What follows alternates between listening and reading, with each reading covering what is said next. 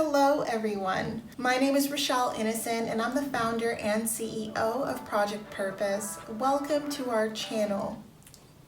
Our community is focused on fostering the intellectual and character development in children. We do this through our parent-child workshops that are focused on 4 themes: autonomy, self-efficacy, compassion, and self-concept, in order to cultivate grit, perseverance, and resilience in each child. And we are so thrilled to be offering one of the first of its kind digital, virtual, and continuous learning environments, enabling parents and children to connect from all around the world. At Project Purpose, our overarching mandate is to renew and rebuild family, community, and relationships. Our different social media platforms provide us with an opportunity to have discussions and to create space on all topics that relate to family, community, and relationships with ourselves as well as with others, with a primary focus on mental health and education. More precisely, the ways that the institutions of mental health and education play a role and have played a role in our societies at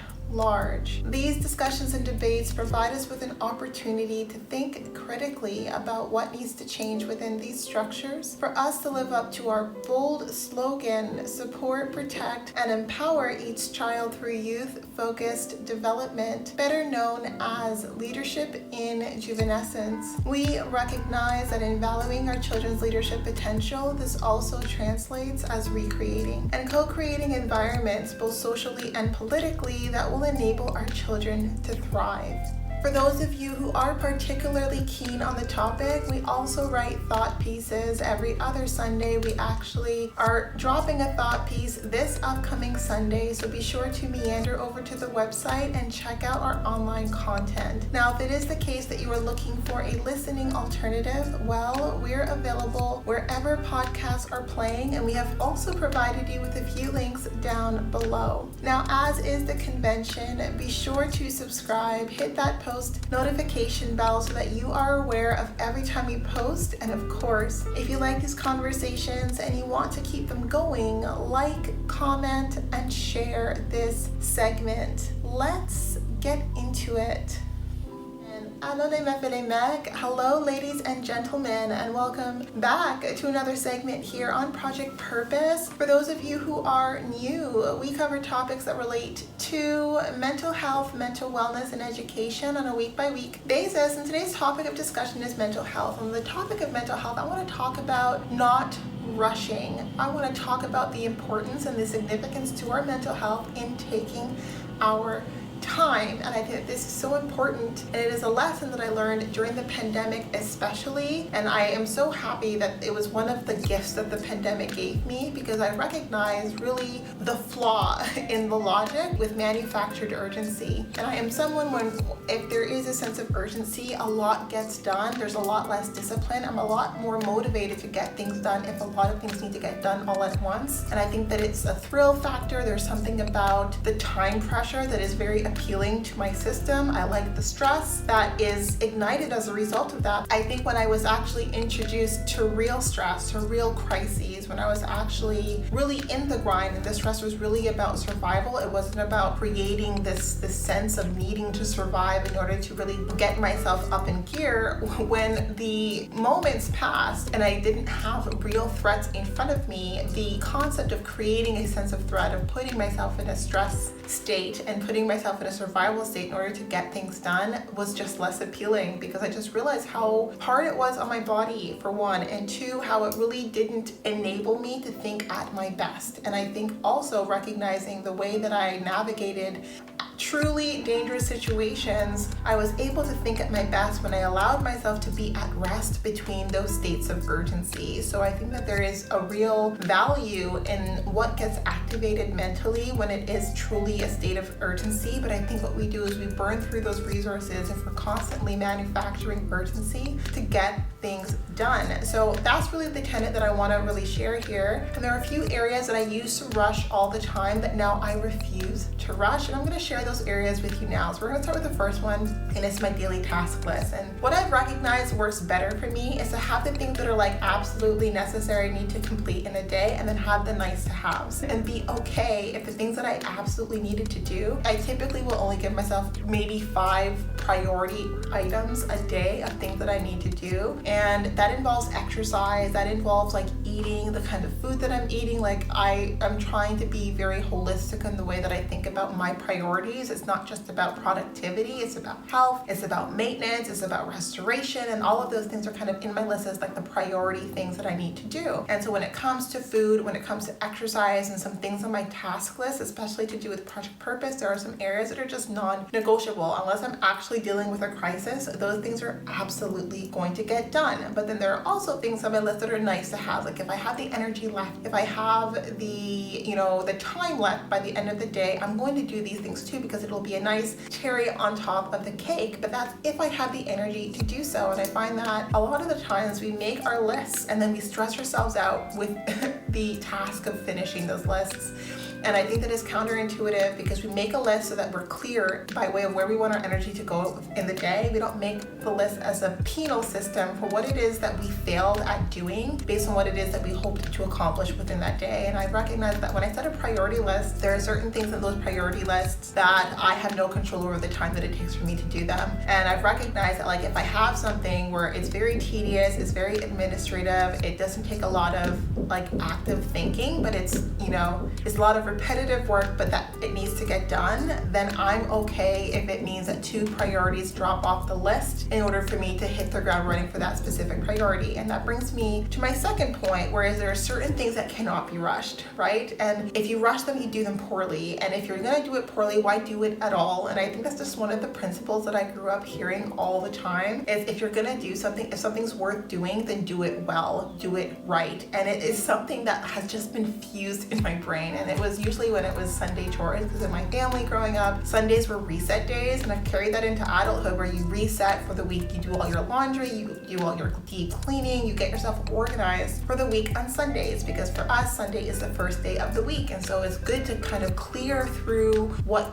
doesn't need to carry over from the week before, purge as much as you need to purge, and then clear yourself mentally, spiritually, emotionally, so that you're restored for the week ahead. And so in my adult life, I've recognized that there are certain things that if I'm going to do them, then there's no point in doing them poorly. I might as well do them well. And if I'm doing them well, if there are certain factors that keep me from being able to do it well and do it quickly, then my preference is to do it well. And I think we work in a society where people want things to be done well and quickly. And obviously, sometimes if there is a time pressure on it, you have to compromise on the quality. But if you're the one who's setting the cadence for the things that need to be done, choose to do it well, so that you're not having to backpedal and do it again, especially if it's the kind of task that you know you don't want to repeat. It's the kind of task that you know that you don't enjoy. I don't like menial, rote, repetitive tasks, but if I'm doing something like SEO optimization, which is like nails on a chalkboard, then I want to make sure that I'm in a state of mind where as I'm doing it well, so I don't need to backpedal and do it again. If that means I'm working slowly, if that means I'm choosing a day where I appreciate having distraction, because if thoughts are maybe stressing me out. So I find days where I'm like feeling emotional, I'm feeling a little bit frayed, I'm feeling a little bit anxious, is the best days to do menial, rote, administrative tasks, because then I find those tasks soothing. But if I am high energy, I want to be productive, I want to be stimulated, I want to do things, then rote, repetitive, menial tasks are the absolute worst thing. They're the things that I do not want to do at all, because I feel like it's a waste of energy. So I think knowing yourself is really important factor in this as well, because I know that if I am emotional, if I'm feeling frayed, if I'm feeling anxious, if I'm feeling,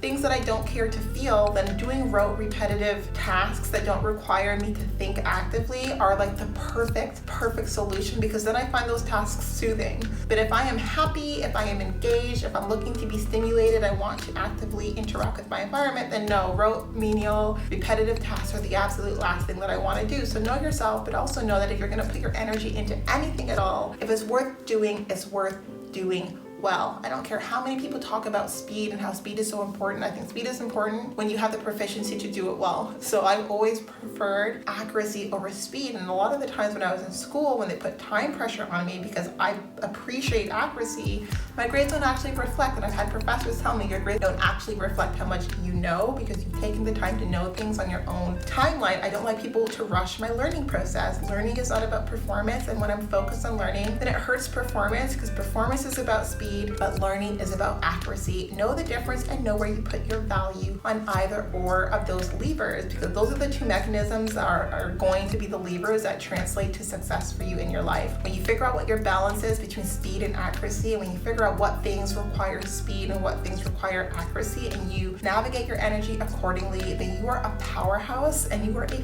force to be reckoned with. And another thing not to rush is connection. And I think that this is so important. And I used to always hear all the time, because I was someone who was always looking to make friends. Anyone who smiled at me, I was like just happy to be friends. And I always got the feedback from my parents, give it time, like connections. And because I love to just connect deeply, I love to get to know people, I would immerse myself and completely invest myself in people and in personalities. And it is my disposition. This is actually just who I am. And I think recent events, having dealt with just so much, I think, disappointment, has made me significantly more reserved, but also more aware of the kinds of energies that I just don't want to be around. So while I'm more reserved, while I'm less inclined to give my energy as generously as I used to, I am also more confident that the people that I have chosen to invest my energy into are the kinds of people that I want to build connection for the long haul. And because I feel more confident in my ability to be a strong judge of character, because now I'm paying attention, I am not starved for connection to such an extent that I'm going to allow toxic people in my life. I do believe that the people that I'm inviting into my life, that I have in my life currently, that I'm looking to build deeper connections with, are the people that I'm going to build lifelong connections with. But I gave it time, right? I gave it time. I gave myself an opportunity to cultivate enough confidence to have that inner assuredness that I'm making the right decisions and investing my energy in the right people. And I think that it's just really important for those of us who are like me, who love to connect and who, we attract lots of different personalities and people. Figure out what it is that you want out of your relationships. Always keep in touch with how these individuals make you feel, and keep in touch with what they're saying they want from you, how much they're looking for out of you, right? And if whether or not it's reciprocal, if it's a balanced exchange by way of connection. If it's balanced, and who cares what anyone else thinks, right? Who cares what anyone else thinks about those connections if it's giving you as much as what you're giving it, right? And I think that those are the kind of relationships that are built to have a significant and profound impact and have the highest potential to last. So the theme of today's conversation is, regardless of what society does to try to put you in a pressure cooker, there are certain things that just cannot be rushed. There are certain things that take the time that they need to take, and that's okay. And it can be stressful, and I'm not saying that I don't experience stress waiting, and I think that like everyone has a threshold. I definitely have my thresholds when it comes to periods of waiting, but I feel that the people that I feel inclined to wait for are definitely worth the wait. In any case, that was the topic here today. Hopefully insightful for you. Now, before letting you go, I would be remiss if I didn't let you know that we will be going live at least twice a month, every month for the foreseeable future on our Facebook page. So definitely be sure to tune in. Now, these events are paid events, so if you do see yourself participating in our community on an ongoing basis, and then I do suggest that you take a look at one of our package plans. Yes, so we do offer package plans over and above our live events, as well as access to webinars and workshops largely focused on self-mastery over and above those events. So check it out. Be part of our game changer community, being part of the change that you want to see, allowing us a small role to play in your journey. We are on the road to 1K, so we do invite you to follow us across all of our social media platforms, and we look forward to chatting with all of you very soon. We'll talk to you later.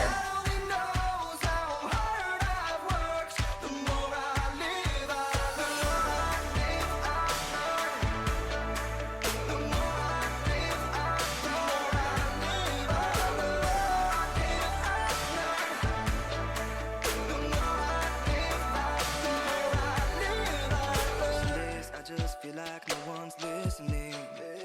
Some days I just feel like the world's into me. Some days I'm so paranoid.